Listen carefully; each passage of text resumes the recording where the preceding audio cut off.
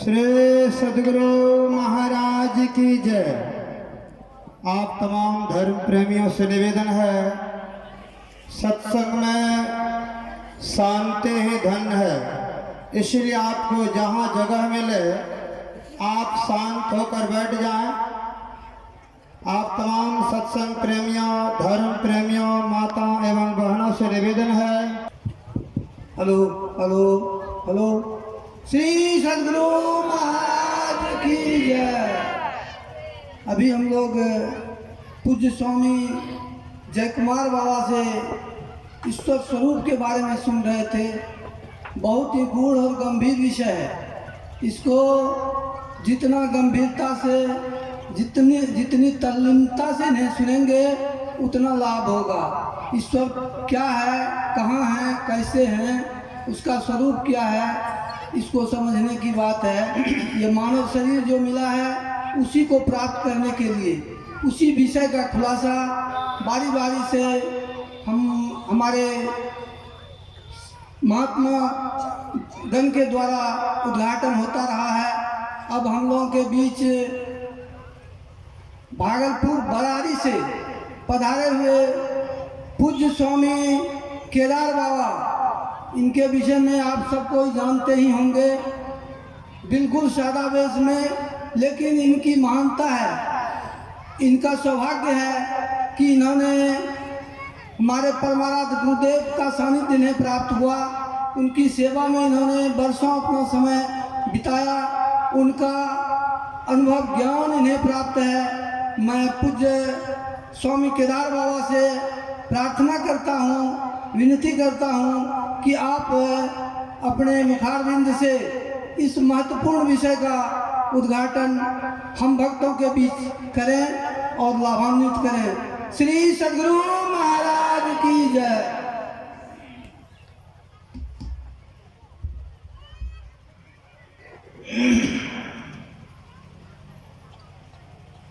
मंगल मूर्ति सतगुरु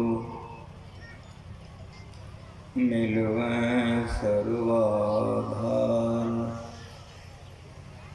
मंगलमय मंगल करन बिनवों बारंबार। ज्ञान उदधि अरु ज्ञान घन सतगुरु शंकर रूप। नमो नमो बहुवारहि सकल सुपूजन भो। बंदा गुरु कर कंज कृपा सिंधु नर रूप हरि। महामोहतन पुंज जासु वचन रवि कर निकर। धन्य धन्य सतगुरु सुखदा महिमा कही न जाय। जो कछु कहूँ तुम्हारी कृपा मोत कछु न बसै। बोलिए प्रेम से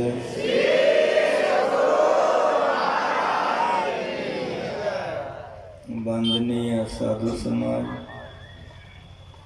परम आदरणीय साधक वृंद, सत्संग में पधारे पवित्र आत्माओं, आप लोग बड़े भाग्यशाली। आप लोगों का बड़ा उत्तम भाग्य है।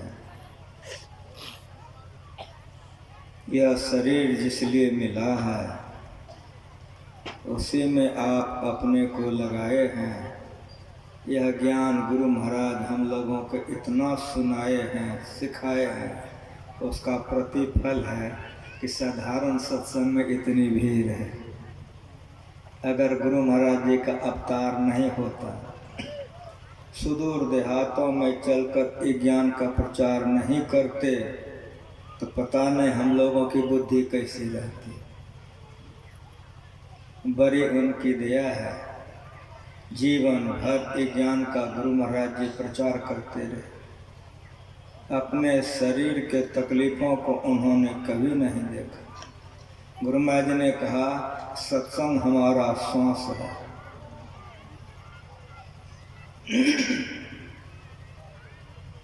जितने संत इस धरातल पर आए, सभी संतों ने ईश्वर भक्ति का प्रचार किया है।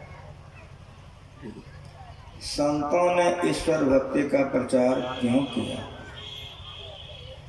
तो जब से यह सृष्टि बनी है, तब से हम लोग मरते और जन्मते हैं। इस कष्ट से बढ़कर दूसरा कोई कष्ट नहीं है। इसलिए सिद्धांत में भी आप सभी लोग पढ़े हैं कि आवागमन सम दुख दूजा है नहीं, जग में कोई, इसके निवारण के लिए प्रभु भक्ति करनी चाहिए।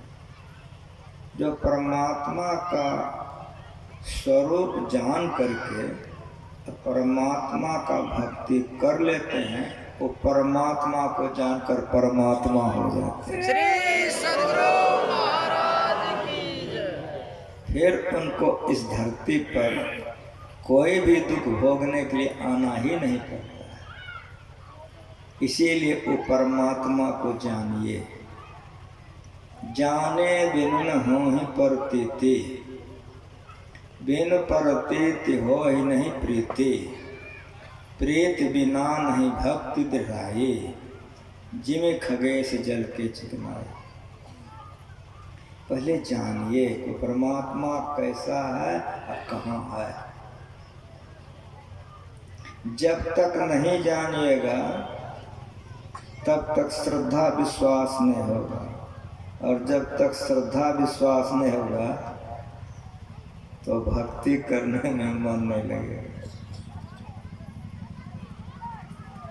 जानना बड़ा जरूरी है कि स्वरूप तो हो क्या। तो श्रद्धा हो जाएगा, विश्वास हो जाएगा। जहाँ श्रद्धा विश्वास होगी वहाँ भक्ति होगी। पांडव लोग वनवास में थे, जंगल में। भीम एक तालाब में आचमन कर रहा था। एक बालक आया। उस बालक ने कहा, ऐ कौन है तुम? तालाब की पानी बंदी होती है, आचमन बाहर आकर करो। भीम कोई साधारण नहीं था, राजपुत्र था, राजकुमार था। और सुनिए, 10,000 हाथी का बल था। ऐसे गर्दन घुमा के देखा कि कोई बालक टट्टर कर रहा था। कोई प्रभाव भीम पर नहीं पड़ा। परिणाम क्या हुआ?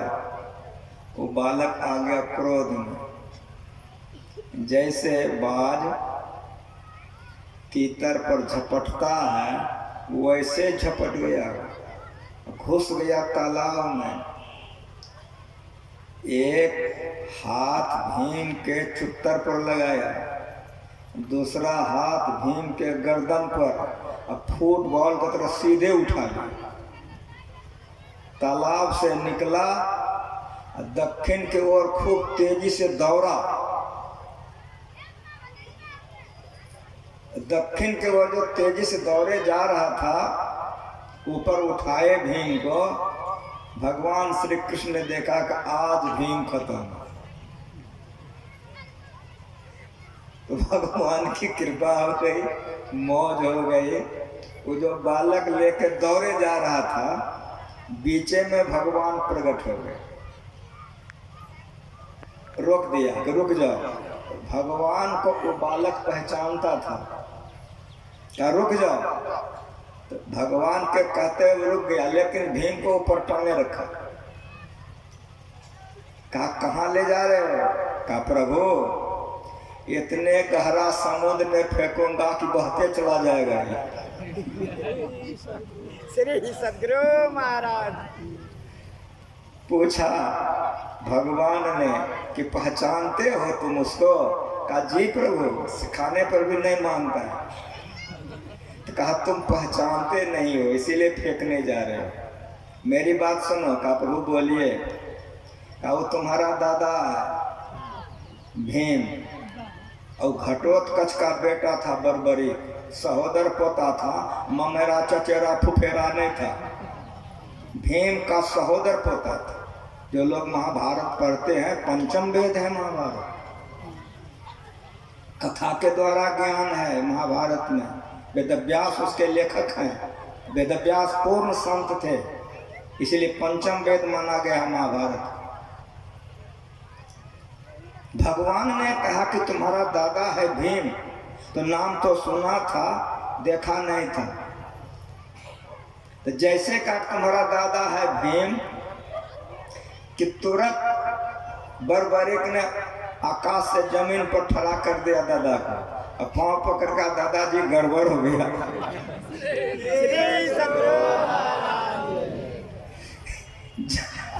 भीम को तकलीफ नहीं हुई, भीम के मन में प्रसन्नता हुई।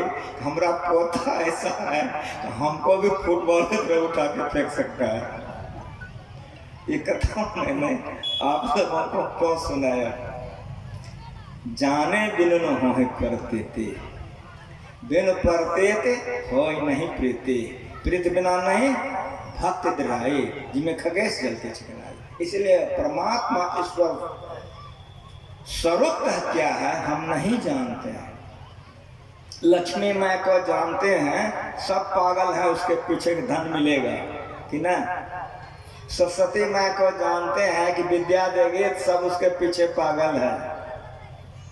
देवी देवता को जानते हैं, इसलिए उसके पीछे हम लोग पड़े हुए हैं। परमात्मा को नहीं जानते, परमात्मा को नहीं जानते। परिणाम क्या होता है? देवी देवता का हम पूजा करते हैं, उपासना करते हैं, मरना और जन्मना नहीं छूटता है। जिस भी देवी देवता का आप उपासना करेंगे उसके लोक लोकांतर को आप जाएंगे और वहां से फिर आएंगे, मरना जन्मना नहीं छूटेगा। राजा श्वेत मर करके ब्रह्मलोक गया। ब्रह्मा जी से कहा भूख बड़ी लगी है, भोजन का बताइए। कहा यहाँ भूख लगता ही नहीं है, इसलिए यहाँ भोजन का कोई चीज नहीं होता। तुम मृतलोक में नहीं हो, तुम ब्रह्मलोक में हो। कहा मुझे तो बड़ी भूख लग रही है। तो ब्रह्मा जी ने उनके कर्म फल को देखा तो माथा पर हाथ दे दिया कि जा, इतना पुण्य तुम किए हो, इतना दान तुम किए हो, जिसके प्रभाव से तुम ब्रह्मलोक आ गए हो, लेकिन एक मुट्ठी अन्न किसी को अपने हाथ से नहीं खिलाए हो, इसलिए क्षुधा तुमको सता रही है। जाओ, ये विमान देता हूँ, यहाँ तो खाने का कुछ नहीं होता है। तो विमान दिया, ब्रह्मलोक से आकर के अपना मुर्दा शरीर खा के गए। ये कथा किसने कहा है? अगस्त जी ने। किसको? भगवान राम को। और हम लोगों को गुरु महाराज सुनाया, सत्संग लोग पढ़ लीजिए। रोने लगा अगस्त। राजा श्वेत रोने लग गया कि कितना दिन खाएंगे। ब्रह्मा जी ने कहा अक्षय कर देता हूं। कहा छी छी, ये मुर्दा खाने के लिए अक्षय करना चाहते हैं? इससे मुक्त हम कैसे होंगे? सो बताइए। कहा जिस दिन संतों का दर्शन होगा उसी दिन तुम इस पाप से मुक्त हो जाओगे।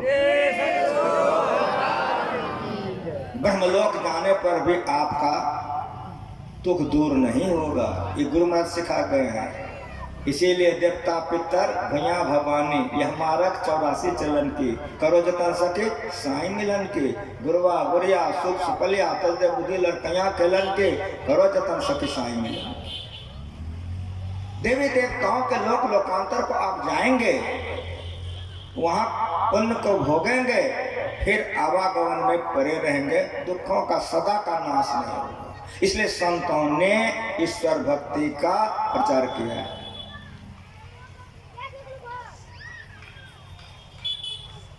ईश्वर क्या है हम जाने।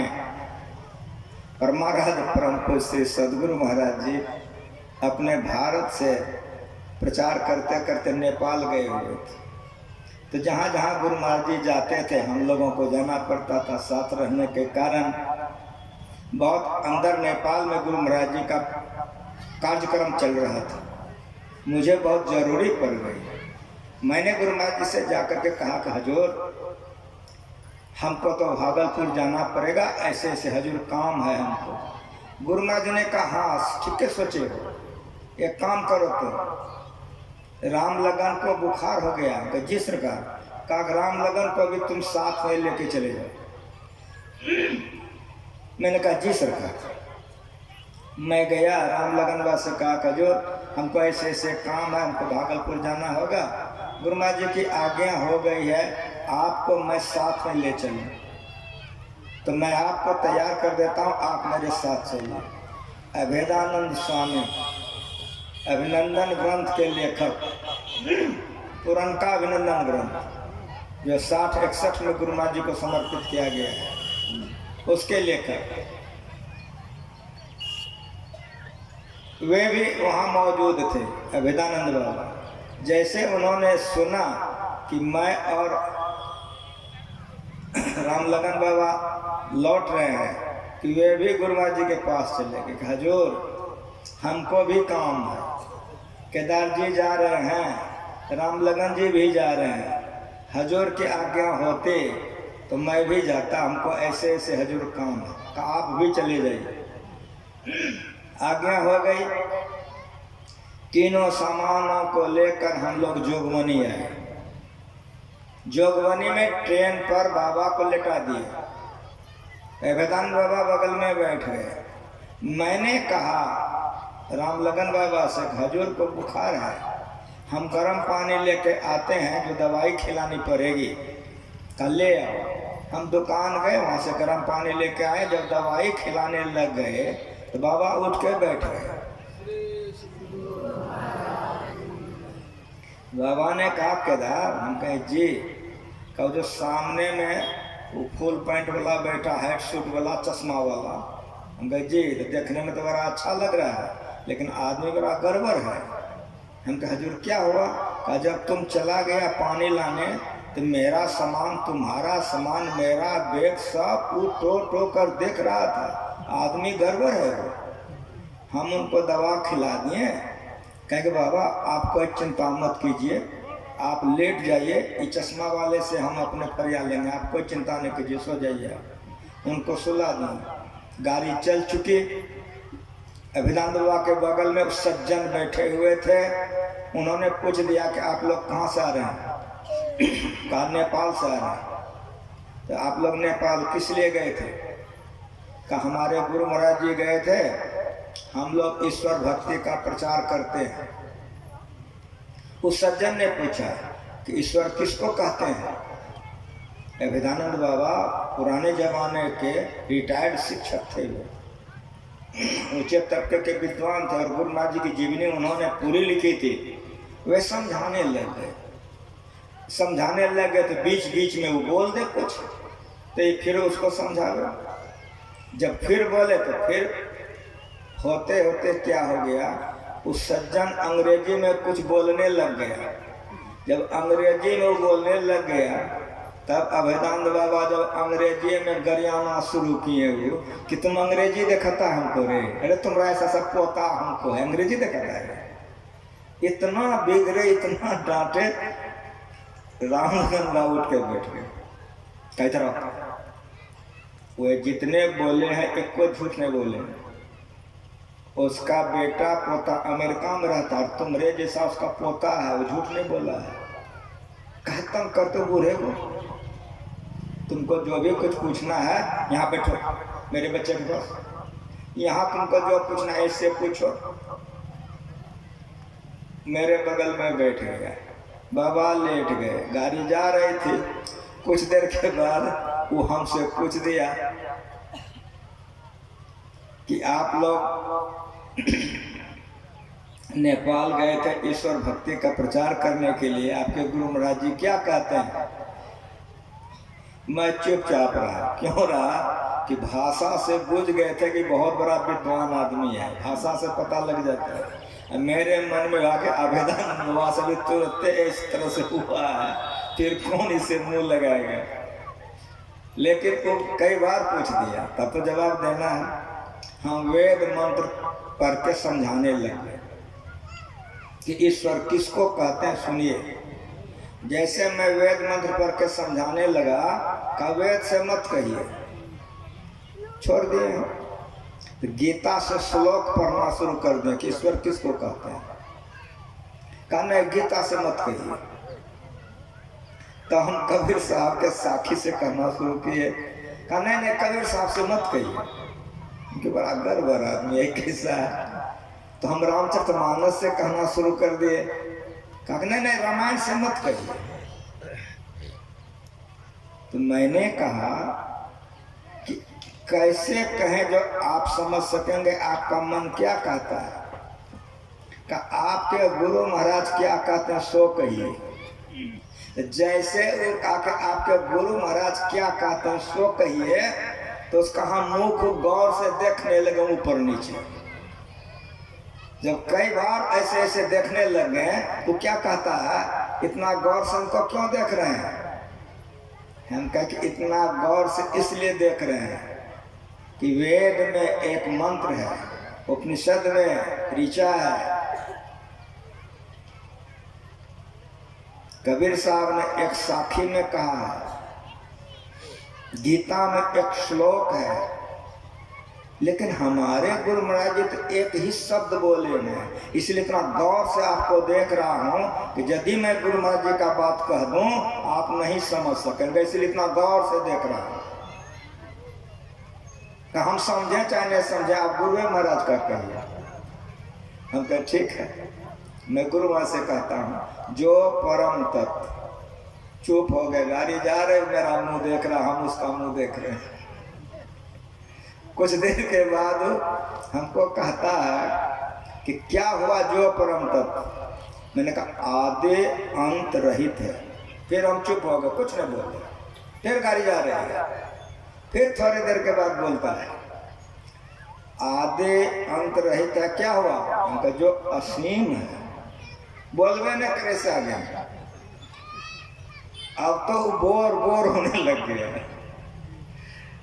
जब देखे कि बहुत बोर होने लग गया, इसका चेहरा उतर गया। क्या हम कह देते कि हमारे को मुझे एक ही शब्द उस ईश्वर के लिए कहते हैं। तो मैंने कहा कि आप समझना चाहते हैं। कहा जी। मैंने कहा हमारी बात आप मानेंगे। कहा मानूंगा। तुरंत हम जेब से कागज निकाले और पेन पकड़ा दिए। हम कहा हम जितना देर बोलते रहेंगे, एक को शब्द आपको बोलना नहीं पड़ेगा, ये करार कीजिए। पेन और कागज इसलिए दिया हूं कि बीच में जो आपके मन में प्रश्न उठेगा तो कागज में लिखते जाएंगे, लेकिन टोकेंगे नहीं। ये करार मंजूर है। उस सज्जन बोला कि हाँ मंजूर है, आप हमको समझाइए। हम समझाने लगे, आप लोग सुनिए। जो वस्तु स्थूल होती है वह सूक्ष्म में स्वाभाविक व्यापक होता है। आप लोग वेदांत सुनने आए, खूब बढ़िया से सुनिए। हमको जितना सुनवाना था पाठ करके सुनवा दिया हूँ, हमारे साथियों ने व्याख्या करके सुनवा दिया है, और मेरे हिस्से में जो है शांति से सुनिए। वेदांत सुनने आए हैं, बड़े एकाग्रचित से सुनिए। जो वस्तु स्थूल होती है वह सूक्ष्म में स्वाभाविक व्यापक होता है और अपना स्तर स्थूल से ऊंचा और विशेष रखता है। इस सिद्धांत का याद रखिएगा, भुलाइएगा नहीं। फिर सुनिए, जो वस्तु स्थूल होती है उसमें सूक्ष्म स्वाभाविक व्यापक होता है और अपना स्तर ऊंचा और अधिक रखता है।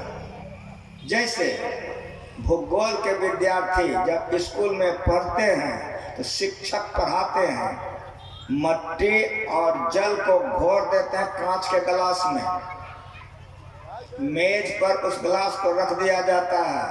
तो थोड़ी देर के बाद आप देखेंगे कि मिट्टी नीचे और जल ऊपर है। कांच के गिलास में साफ साफ दिखाई पड़ेगा, मिट्टी नीचे जल ऊपर। समझिए, प्रयास कीजिए समझने का। अवश्य दो भाग है, लेकिन मिट्टी के कण कण में जल व्यापक होकर अपना स्तर ऊंचा रखा है। यह भूगोल है। जिस धरती पर आप बैठे हुए हैं यह स्थूल है और जल सूक्ष्म है। इसीलिए 3 हिस्सा सागर ही सागर है। जो पढ़े लिखे लोग हैं, एक के हिस्सा ही धरती है जिसमें गेहूं और धान उग जाते हैं, एक हिस्सा है। लेकिन बढ़िया से सुनिए, एक हिस्सा रहने पर भी मिट्टी की कहीं खुदाई कीजिए जल निकल आए। प्रमाण समझ गए आप कि मिट्टी के कण कण में जल व्यापक होकर के 3 हिस्सा सागर ही सागर है। विस्तार जल का बेसी है और थल का विस्तार कम है। अब दूसरी बात सुनिए, उस जल को आप गर्म कीजिए, जल के कण कण में अग्नि प्रवेश कर जाएगा। अर्थ क्या हुआ? अर्थ हुआ कि जल से अग्नि सूक्ष्म है। इस समझ में आप लोगों का आ रहा, ये ब्रह्म ज्ञान है। इसको समझने के लिए अवश्य ब्रह्मचर्य पालन चाहिए। अगर जिसका ब्रह्मचर्य ठीक नहीं है, मस्तिष्क कमजोर है, तो माथा घूमने लगेगा। लेकिन संभल कर खूब बढ़िया से सुनने का प्रयास कीजिए। जल का विस्तार जितना धरती से बेसी है तो अग्नि का विस्तार बेसी होगा ना, दायरा। क्यों? जल के कण कण में अग्नि प्रवेश करके अग्नि का स्तर बेसी होगा। उस अग्नि को हवा बुझा देती है। इसीलिए हवा का लेयर है आकाश में। जहां तक हवा का लेयर है वहां तक हवाई जहाज चलती है, और जहां हवा नहीं है हवाई जहाज नहीं चलती। मिट्टी, जल, अग्नि और हवा, ये चारों कहाँ है? आकाश में। ये चारों कहाँ है? आकाश में। आकाश इतना सूक्ष्म है, आकाश इतना बारीक है, ये चारों में व्यापक होकर अपना स्तर इतना ऊंचा रखा है कि चारों इसके पेट में है, इसके अंदर में है। समझ में आ रहा है आप लोगों को? अब देखिए, प्रयास कीजिए समझने का। कन्हैया की तरह आकाश लटकी हुई है ऐसा हम लोगों को लगता है। जिस धरती पर आप बैठे हुए हैं, इस धरती से 15 लाख गुना बड़ा सूर्य है। चंद्रमा और तारे हैं, कहाँ हैं? आकाश में। कितना बड़ा आकाश है, टेढ़े नहीं लग रहा है। 15 लाख गुना बड़ा है सूर्य धरती से, लेकिन दूरी इतनी है कि दूरी के चलते थरिया ऐसा दिखता है सूर्य भगवान। चंद्रमा को हम लोग देखते हैं, जो चंद्रमा को हम लोग थरिया ऐसा देखते हैं। लेकिन मेरी बात बढ़िया से सुनिए, हमारे वैज्ञानिकों ने रॉकेट बनाया और चंद्रलोक चला गया, चंद्रमा पर उतर गया। जब चंद्रमा पर हमारे वैज्ञानिक लोग उतर गए, हमारा जो बच्चा बच्ची विज्ञान पढ़ते हैं वो पढ़ता है, जो बता रहा हूं। हमारे वैज्ञानिक लोग रॉकेट लेकर के चंद्रमा पर उतर गया। तो चंद्रमा पर उतर करके जब इस धरती को देखा, तो जिस तरह से हम लोग चंद्रमा को थरिया ऐसा देख रहे हैं, हमारे वैज्ञानिकों ने इस धरती को थरिया ऐसा देखा। और वहां से मिट्टी लेकर के आया और हम लोगों को पढ़ाया कि यदि यहाँ गेहूं और धान कम जाएगा तो वहीं उपजा कर काट के ले आएंगे। मैं समझाना क्या चाह रहा हूं, समझ में आ रहा है कि ऐसा ऐसा धरती आकाश में कितना है, कहाँ नहीं जा सकता है, जो कन्हैया की तरह लटका हुआ है। इस आकाश के लिए लिखते हैं, रामायण में पढ़िए, जो लोग पढ़े तुरंत समझ जाएंगे, कोई नई बात नहीं है। संतमत का ज्ञान परम प्राचीन, परम पुरातन, परम सनातन है, लेकिन शांति से समझिए। इस आकाश के लिए गोस्वामी तुलसीदास जी महाराज लिखते हैं कि नव सत कोटि अमित अवकाश। फिर सुनिए, नभ सत कोटि अमित अवकाशा, ऐसे ऐसे आकाश को, 100 करोड़ आकाश को वो परमात्मा जगह दे सकता है। तैयो परमात्मा कितना बच जाएगा कोई नहीं बता सकता। श्री सदगुरु महाराज की बुद्धि काम करेगी। ऐसे ऐसे आकाश को, 100 करोड़ आकाश को, मैंने कह रहा हूं जो पहुंचे हुए हैं, मेरा गुरु सिखा गया, बेटा संतों के वाणी को पढ़ो, सुनो, समझो, करो, शांति की ओर बढ़ोगे। यदि साथ साथ जो चलना चाहेगा सब शांति की ओर अवश्य बढ़ेगा। नव सत कोटि अमित अवकाशा, ऐसे ऐसे आकाश को, 100 करोड़ आकाश को मालिक जगह दे देगा, तैयो उसमें जगह कितना बचा है कोई नहीं बता सकता। और सुनिए, बड़ी शांति से सुनिए, ये आकाश को आप देख रहे हैं, खूब बढ़िया समझ गए। आपका मन है और आकाश है। अब विचारिए कि आकाशे का ओर छोर समझ में नहीं आ रहा है, लेकिन और आगे बढ़ना है आपको कि आकाश है और आपका मन है। आप लोग सत्संग में आए हैं घर से, जैसे हम घर कहें तो आप घर गए आए। आप लोग शादीशुदा वाले सदगृहस्थ लोग हैं, क्षमा करेंगे, आप लोगों का शादी ब्याह हो गया है। हम जैसे कहें ससुराल और नैहर, तो चले गए, चले आए कि नहीं? मन गया ससुराल आ गया आपके पास, नैहर गई आ गई। जो लोग कुप्पा घाट गए हैं, तो मैं जैसे कुप्पा घाट बोला, कुप्पा घाट आप गए और आपका मन गया और आपका मन आ गया। कहने का मतलब मेरा आप समझ रहे हैं कि आकाश में मन कुप्पा घाट गया और कुप्पा घाट से लौटकर आपके पास आ गया। क्यों? तो मन आकाश से महीन है। बराबर यहाँ से सुनिए, सुनने के लिए आए हैं। मन आकाश से सूक्ष्म है, इसीलिए मन की गति, मन का चाल और मन का विस्तार आकाश से बड़ा होगा कि छोटा? समझ रहे हैं? खूब बढ़िया से शांति से समझिए, ये वेदांत ज्ञान है। एक बार जय नहीं कर सकिएगा। जब जय कराने का मन होता है तो कोई किस्सा कहानी कह देते हैं, उनमें ठगाई हो जाएगी।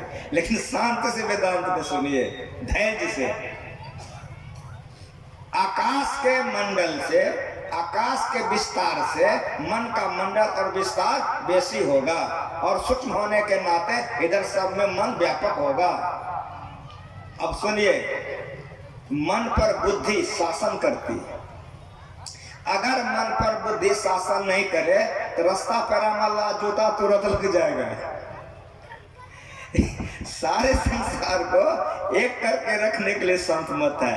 यहाँ हिंदू अलग, मुसलमान अलग, जनानी अलग और मर्दाना अलग, राजा अलग और नौकर अलग नहीं है।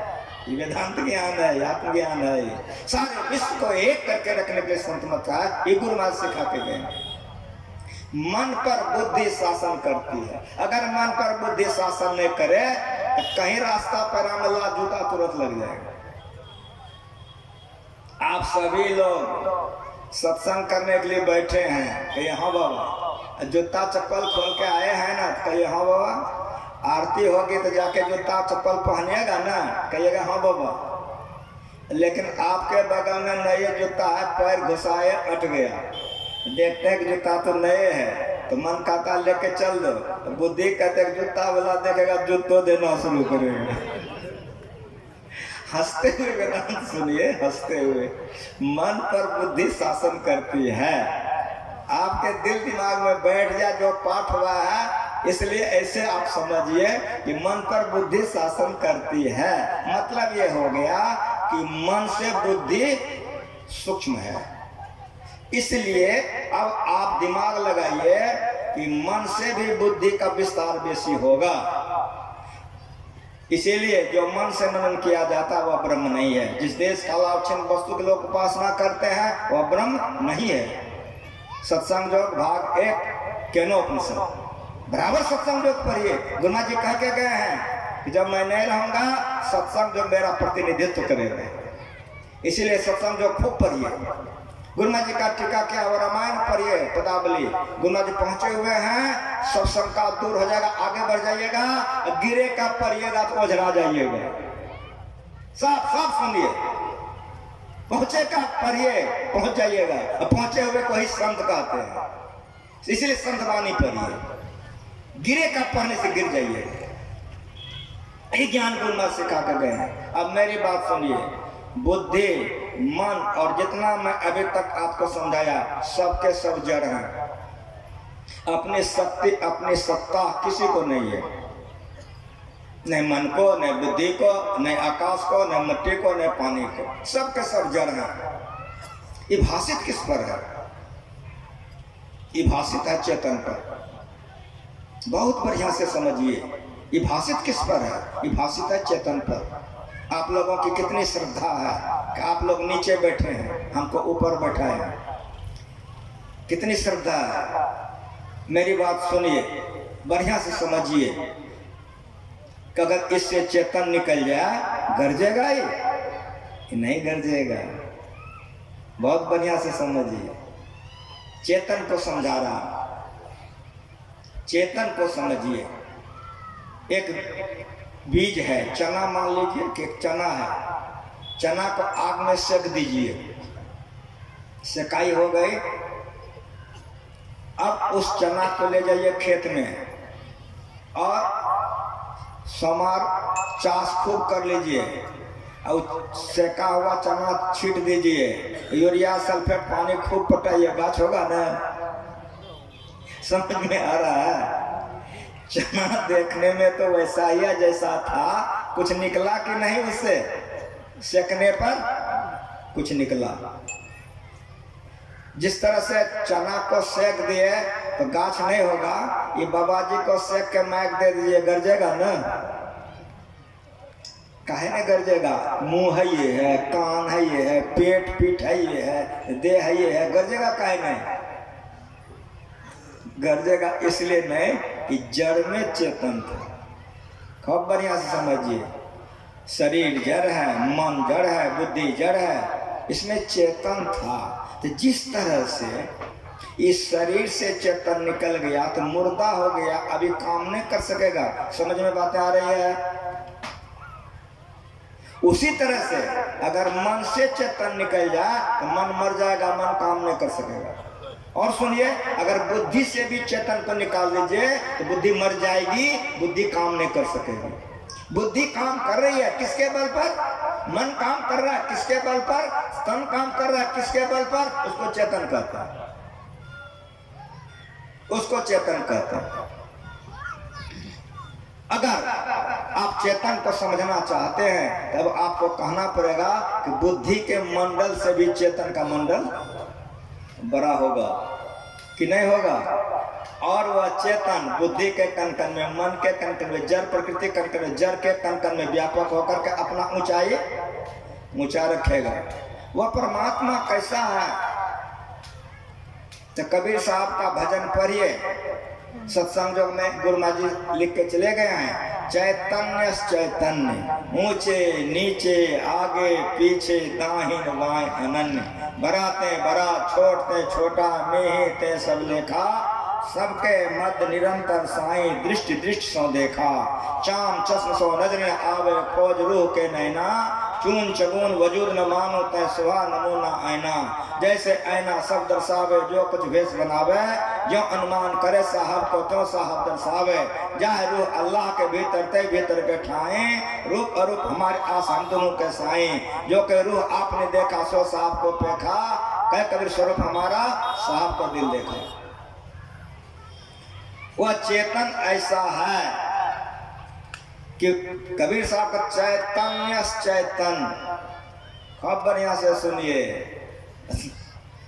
चेतन को भी चेतना प्रदान करने वाला, बताइए चेतन को भी जो चेतना देने वाला होगा वो चेतन से बड़ा होगा कि छोटा होगा? महीन होगा कि मोटा होगा? समझ में आ रहा है? चैतन्य चेतन। हम कहीं जा रहे थे, बस पर 2 सिट्टा था, एक पर हम बैठे थे, एक सज्जन आके बैठ गया, वे साधु वेश में थे, बड़ा ऊंचा तबका का विद्वान था, समझाने लग गया हमको, तो बड़ा मन खुश हो गया मेरा कि बड़ा सुंदर यात्रा हो रहा है, कि बड़े विद्वान और बड़े भक्त लोगों से भेंट हो गई। उनका मैं घंटों सुनते रहा। जब मेरा उतरने की पारी आई तो मेरे मन में आ गया कि यदि इसको हम मिनटों में सुना दें तो गड़बड़ हो जाएगा, अब उतरने के समय जरा इसको सुना दें। मैंने कहा कि साहब जी, आप कबीर साहब को मानते हैं? कहा मैं कबीर पंथी हूँ, कबीर मेरे गुरु हैं। तो मैंने कहा जब कबीर आपके गुरु हैं, कबीर पंथी हैं, तो बीजक को मानते हैं? कहा बीजक मेरा गुरु ग्रंथ है। हम कहा अगर बीजक में कुछ लिखा हुआ रहेगा तो मानेंगे। ऐसा मैंने क्यों कहा? कबीर पंथ में सारे 12 मत है। एक मत है पारख, पारख मत वाले चेतन तक को मानता है, परमात्मा को नहीं मानता। और पारख मत का साधु था, और पारख मत का साधु था। इसीलिए मैंने उससे पूछा कि अगर बीजक में कुछ लिखा हुआ रहेगा तो आप मानेंगे? का अवश्य मानूंगा। तो यही हम पढ़ के सुनाए जो आपके सत्संग योग में है। अभी आपने सुना, संपुट माय समाया सो साहब नहीं हो, सकल मान में रमी रहा मेरा साहब सो रह निरला मानते। जो इतना पाठ हुआ है सब सुनवा दिए। मैंने कहा चैतन्य चैतन्य ऊंचे तबके के विद्वान साधु थे। मेरा चेहरा देखने लग गए और चेहरा देखते देखते कहते हैं कि साहब जी आप तो हमारे ग्रंथ से हमको पटक दिए, हमको क्षमा कीजिए, पटकने की बात नहीं है यहाँ। कबीर आपके गुरु हैं तो मेरे गुरु हैं, और बीजक अगर गुरु ग्रंथ आपका तो मेरा भी है। वहाँ परमात्मा, ईश्वर, खुदा, अल्लाह, गॉड नहीं कहा, लेकिन इतना कहा चैतन्य चैतन्य, चेतन को भी चेतना देने वाला ये परमात्मा है जो स्वरूप अखंड व्यापी है। उसका स्वरूप सर्वत्र है। बड़ा ते बड़ा, वो इतना बड़ा है, वो इतना बड़ा है, उससे बड़ा कोई नहीं है। लेकिन और बात सुनिए कि छोटे छोटा वो इतना महीन है, इतना महीन है कि जर्रे जर्रे में वो है समाया, उसके चेहरे पर पर्दा नहीं। उन्होंने कहा कि मैं इस पद को कितना बार पढ़ा था, लेकिन जहां ले जाकर आप हमको अटका दें कि चैतन्य चेतन, इस पर मैंने विचार नहीं किया था। अगर चेतन को चेतना करने वाला होगा तो चेतन से बड़ा हो जाएगा। ये परमात्मा है, वो परमात्मा है जो परमात्मा चेतन के कनकन में इसको परा प्रकृति कहते हैं, और जड़ के कनकन में इसको अपरा प्रकृति कहते हैं, जो 4 भागों में विभक्त है। और स्थूल सूक्ष्म कारण महाकारण कहलाती, सब में उस तरह से व्यापक है जैसे दूध में घी। इतना मैंने समझाया, उस सज्जन उठ के खड़ा हो गया। कहा बाबा रुक जाइए, ट्रेन में जा रहे थे ना। उस सज्जन ने कहा बाबा रुक जाइए। आंख उसका डबडबा गया और बड़ा कातर स्वर में बोला कि बाबा अब मेरी 2 बात आप सुन लीजिए। मैंने कहा बोलिए। कहा मैं CID विभाग का सबसे बड़ा अफसर हूँ। आप लोग नेपाल से निकले थे तो हमारे मन में हुआ कि आप लोग तस्कर वाले हैं, इसलिए मैंने आपका पीछा किया था। जब आप लोगों से बातचीत हुई तो ठिक्के में बड़का तस्कर वाले आप लोग हैं। बाबा मेरी बात सुनिए। मैंने कहा बोलिए। कहा मेरा 3 स्टेशन तक जाने का अधिकार था, मैं 7 स्टेशन पार कर चुका हूँ। मैंने बचपन से ही सुना था हम में, तुम में, खरग, खंभ में, सब में व्यापक राम। तो बाबा मैं केवल सुना था हम में, तुम में, खरग, खंभ में, लेकिन आपने जिस तरह से समझाया, अब मेरी दृष्टि जिधर जा रही है लगता है कि परमात्मा ही जनानी में है, मर्दाना में है, रेल में है, हम में है, आप में है। जब वो परमात्मा जनानी में है, मर्दाना में है, रेल में है, हम में है, आप में, दिखता क्यों नहीं है? वो बोला। अब बगल में बाबा थे, रामलगन बा को चरणों में प्रणाम करके उठा दिया। अपना परिचय देते हुए कहा बाबा क्षमा कीजिए, हम तो आप लोगों का पीछा किए थे, बड़ी लाभ हो गई कि हम आज तक नहीं समझ सके थे सब में व्यापक कैसे होगा, लेकिन इन्होंने जो समझाया अब मैं रो इसलिए रहा हूँ, बेचैनी मुझको इसलिए हो रही है कि जो परमात्मा जनानी में, मर्दना में, खम्मा में, पुट्टा में, सब जगह है ये है, तो देखते क्यों नहीं है?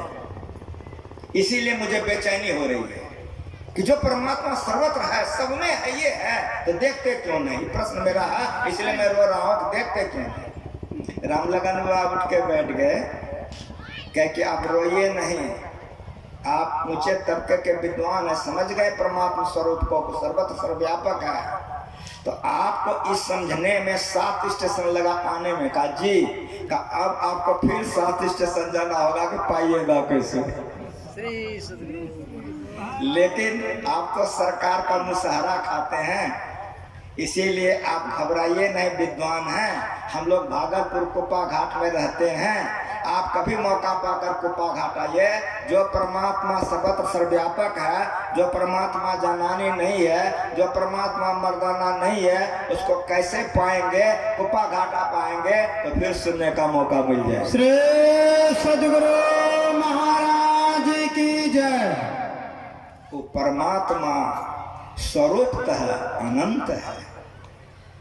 जब तक ये ज्ञान हम लोगों को नहीं होगा तो छठ माँ के चक्कर में और चौचंडा बाप के चक्कर में तो रहबे करेंगे।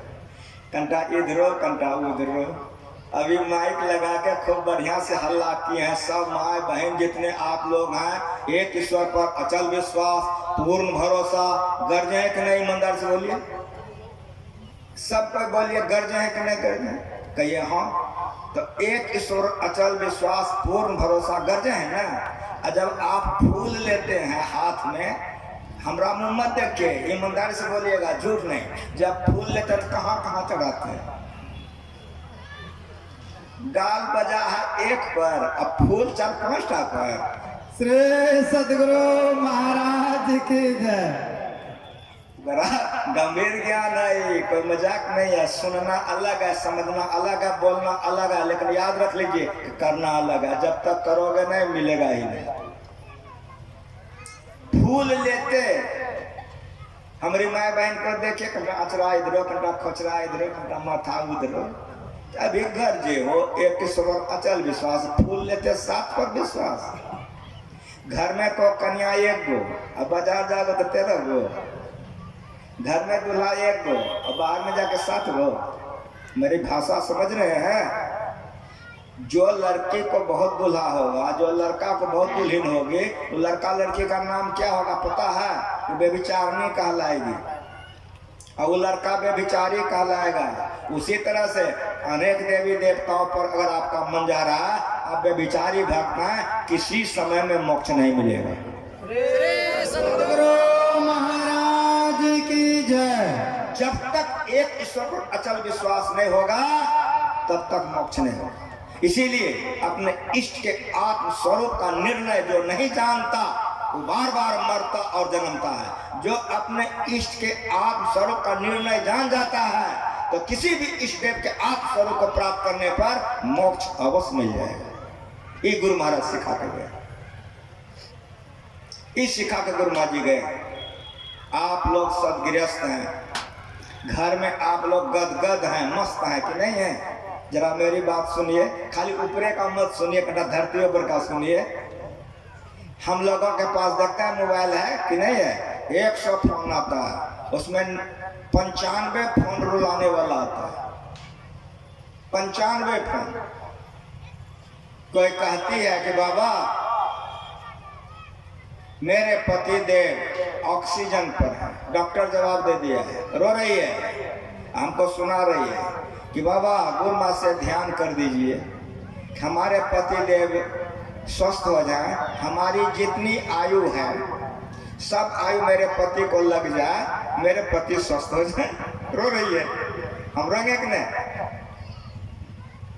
बिचारी आप कुछ सारी आयु देने के लिए तैयार है और रो रही है, कह रही है कि गुरु माँ से प्रार्थना कर दीजिए कि मेरी सारी आयु मेरे पति को लग जाए और वे स्वस्थ हो जाए।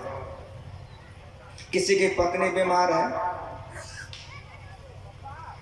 इस परिस्थिति में है, तो आप लोग फोन करते हैं कि बाबा मेरी पत्नी बड़ी सीरियस है, वेंटिलेटर पर है बाबा, डॉक्टर ने कह दिया है कि जो देवी देवता पुकारो, अब हम लोगों को बस से बाहर है। बाबा गुरु माँ से प्रार्थना कर दीजिए अब मेरी बात सुनिए, अगर उसका पति को 5 गो पत्नी हो तो ये समूचा औरदा देगी ना? हाँ बोलो, क्रिया करके बोलो हाँ। उल्टा दो कि यदि उस पत्नी को 5 ठो पति होगा तो नहीं होगा? अगर इसको 5 गो पत्नी हो तो समझ में आ रहा? दोनों तरफ से लो, पत्नी की तरफ से भी लो, पति की तरफ से लो। मेरा कहने का समझ में बात आ रहा है? एक पत्नी पर आपका विश्वास है, एक पति पर आपको विश्वास है, आपका घर स्वर्ग बना हुआ है, मस्ती से खाते और नाचते हैं। यदि एक ईश्वर अचल विश्वास आ जाए तो बोलो मोक्ष होगा कि नहीं होगा? सतगुरु महाराज की जय। ये मेरे गुरु पढ़ा के गए हैं कि एक ईश्वर पर अचल विश्वास, पूर्ण भरोसा। इसीलिए ये कैसे होगा? तो बार बार सुनिए, बार बार समझिए। जब बार बार सुनेंगे, बार बार समझेंगे तो करने में बल मिलेगा। तब जो कंटा अचरा इधरो, कंटा कचरा उधरो, कंटा फूल इधरो, कंटा पानी उधरो, घटेगा जरूर, कुछ जरूर घटेगा। कोई चोर है, मेरा सत्संग में आते आते चोरी छोड़ देता है, काहे सुधर गया हो? कोई मांस मछली खाता है, व्यभिचार करता है, विश्वास दिलाता हूँ वो मांस मछली छोड़ के भजन वेद ले लेता है। सुनना जरूरी है, विचारना जरूरी है, लेकिन सुने विचारे करे नहीं तो गड़बड़ है, फिर करना पड़ेगा। वह परमात्मा कैसा है? तो वह परमात्मा सर्वत्र सर्वव्यापक है।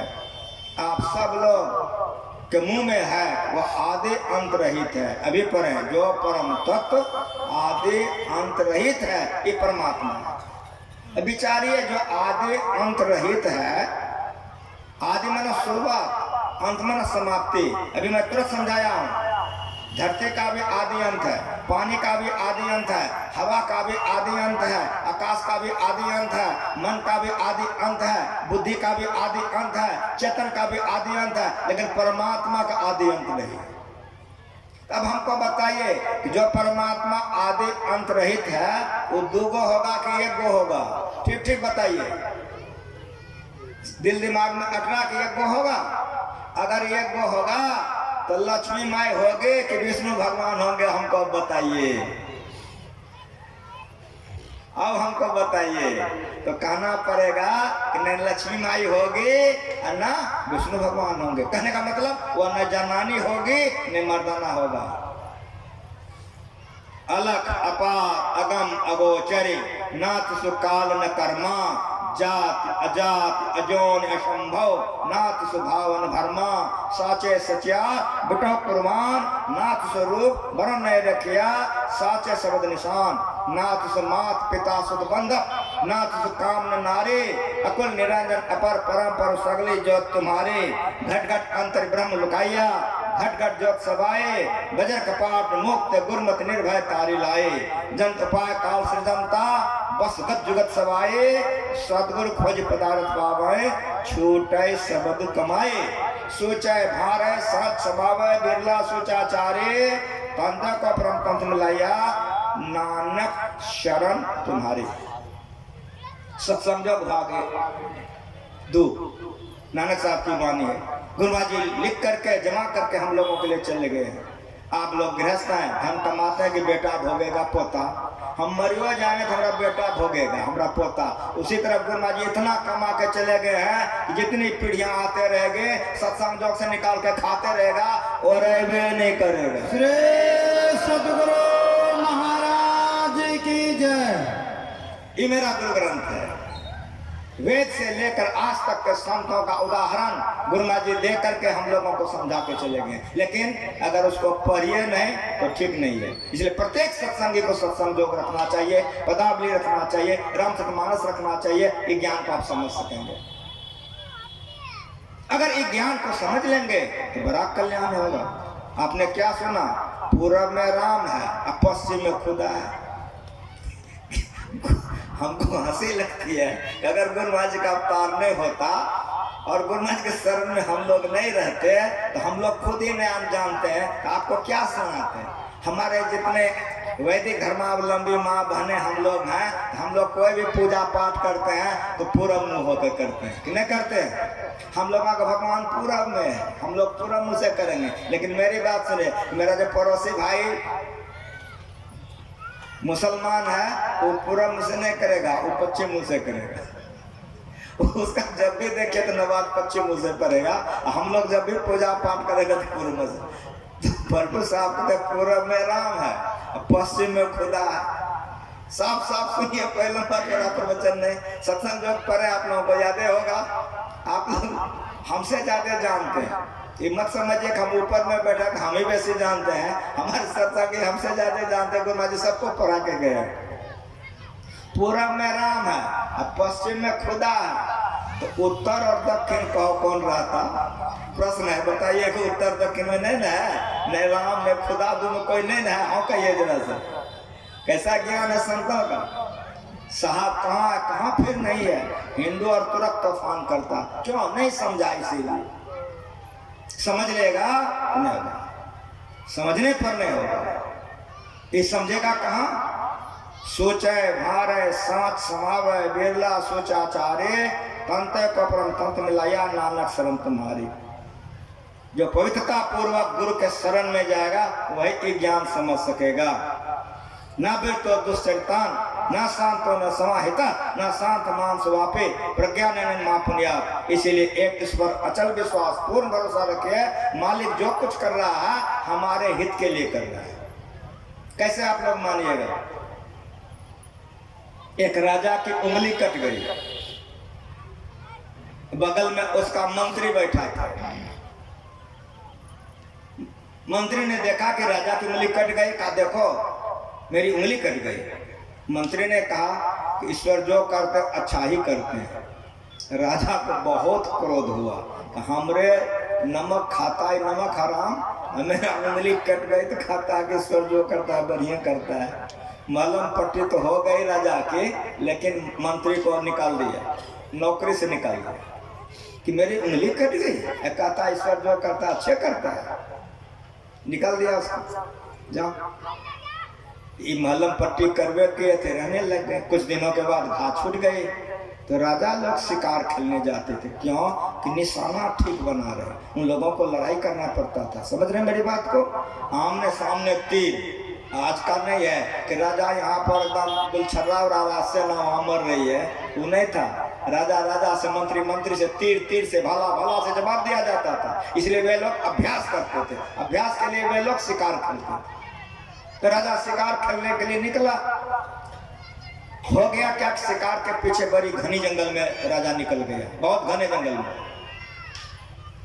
वहां पर थक गए और वहां बदमाशों का ग्रोह था, पकड़ लिया राजा का। सारे बदमाश लोग थे, उन लोगों को कहीं बढ़िया धन सुतर गया था तो भगवती को नर बलि कबूल दिया था कि नर बलि देंगे, तो सब खुश हो गया कि हम जो लाते भगवती के कृपा से आइएगा, इसी का बलिदान करो, ले चलो उठा के। तो जैसे मांस खाने वाला पठवा नहीं उठाता है, वैसे उठा के राजा को लेके चल दिया। नहवाया धुलाया, सब कुछ कपड़ा अपरा नया पिन्हा उना दिया, पंडित आया फुलास होगा ना कि नहीं? क्या हालत होगा राजा का सोच लीजिए। कथा लेकर तैयार है भगवती के आगे में कि पंडित जी जो वेद पढ़ा रहे थे चोरवा को, उंगली पर नजर पड़ गई, हाथ में का रुक जा रुक जा रुक जा, सब रुक गया। कहा सुनो सुनो, ये भगवती के लायक नहीं है। का क्यों? का खंडित है, अखंड चढ़ता है भगवती। तो जैसे का अखंड चढ़ता है भगवती, कोई खंडित है तो सब उसको छोड़ दिया, ये छोड़ दो, इसको भगा दो। बिलैया के मुँह से अगर मुसवा निकले तो कैसे? समझ में आ रहा है? वेदांत ज्ञान हंसते हंसते सुनिए। राजा तुरंत लेके भागा, जी जान लेकर के यहाँ आया, स्नान किया, भोजन किया, तो मने मन सोचा कि मंत्री ठीके कहा था कि ईश्वर जो करता है ठीके करता है। अगर मेरी उंगली नहीं कटी रहती तो आप गर्दन कट जाता। अब बुला लेना चाहिए। सिपाही को भेजा, मंत्री को बुलवा लिया। मंत्री ने कहा हम कल आएंगे, तो तैयार होकर आ गया। तो राजा ने फिर उसको बहाल कर लिया, रहने लग गया। तो मंत्री से पूछा राजा ने कि सुनिए, जब मेरी उंगली कट गई थी, आपने कहा था कि ईश्वर जो करते अच्छा ही करते हैं। मुझको बहुत आपके ऊपर क्रोध हो गया था, इसी गुस्से में आपको मैं नौकरी छुड़ा दिया। लेकिन ऐसे ऐसे घटना घट गई।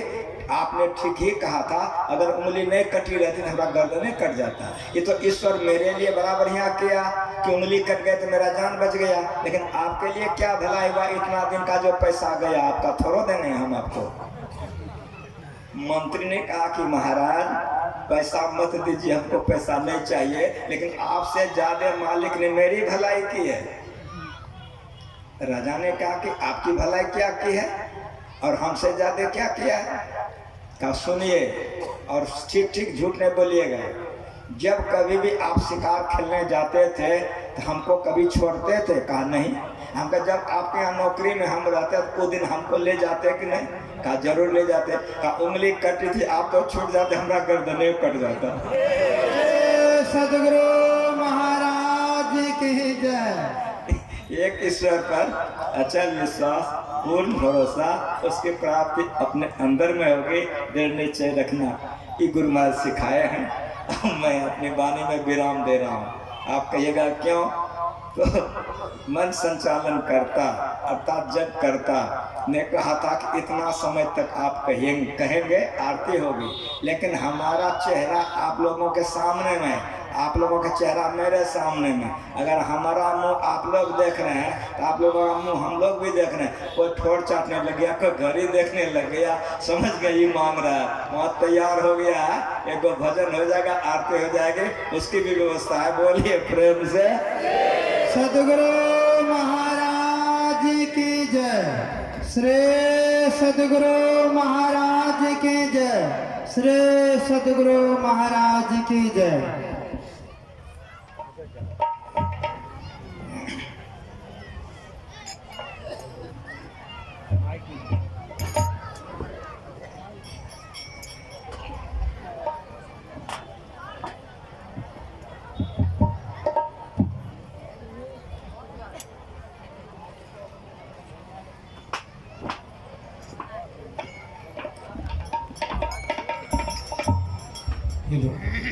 श्री सदगुरु महाराज की जय। नो बाहें है, नो गर्दन है, नो सीना है, नो पेशानी, तू है निर्लेप नारायण। कहाँ चंदन लगाऊं मैं, तू है निर्लेप नारायण। कहाँ चंदन लगाऊं मैं,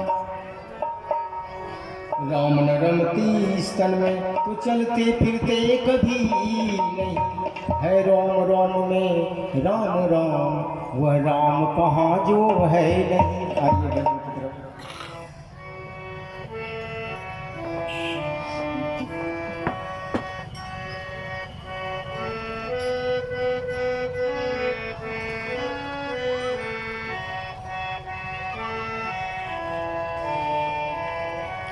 नैनों के तारे चश्मे रोशन, क्यों नजर आती नहीं।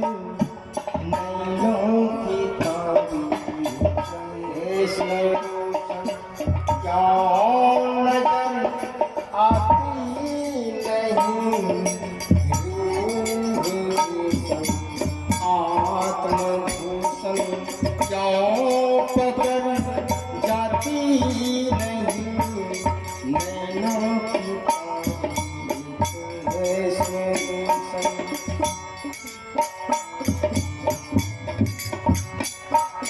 नख से सीख लो हिंदू प्रति में, तुम रमे हो ये प्रभु।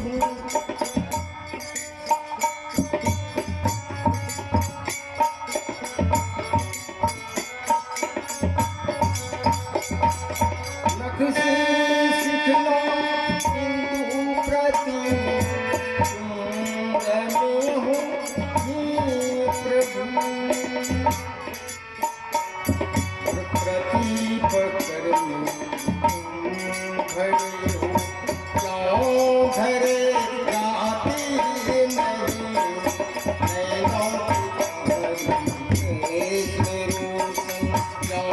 नजर आती नहीं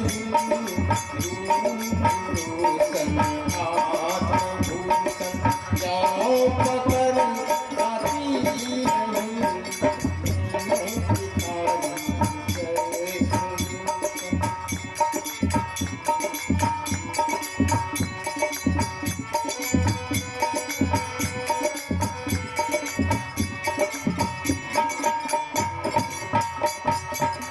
सर्वरूपी वो कहाती प्रियरूपी हो गए सर्वरूपी वो कहाती प्रियरूपी हो गए सूक्ष्म कर मन बुद्धि हो जाओगे जाते नहीं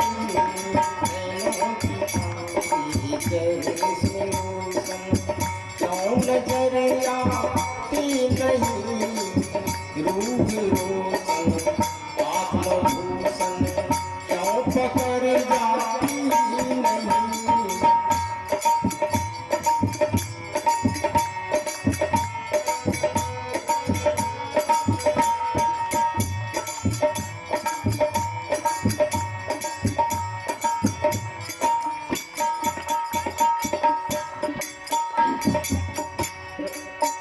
प्रति अंश में अंतर बाहर घट के व्यापक व्योम जो प्रति अंश में अंतर बाहर घट के व्यापक व्योम जो त्यों ही तुम सर्व व्यापक त्यों ही तुम सर्व व्यापक क्यों प्रगट होती नहीं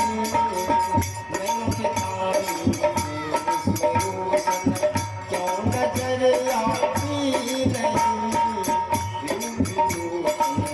आत्मभूषण क्यों पकड़ जाती नहीं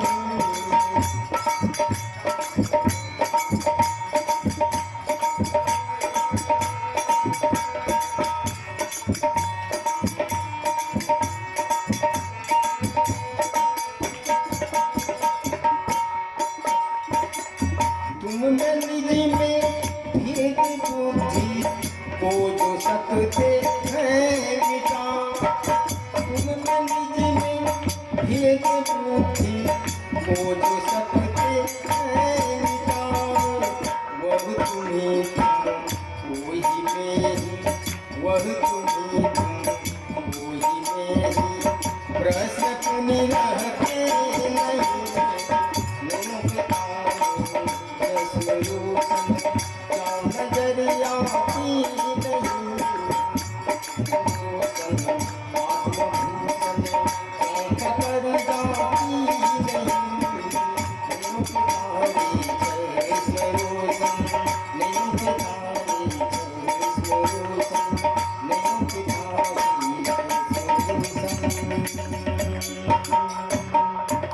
श्री सद्गुरु महाराज की जय। श्री सद्गुरु महाराज की जय। आज सोमवार का दिन है, दीक्षा का भी कार्यक्रम होगा। जो दीक्षा लेना चाहते हैं सवेरे से मैंने भूखे हैं, स्नान ध्यान कर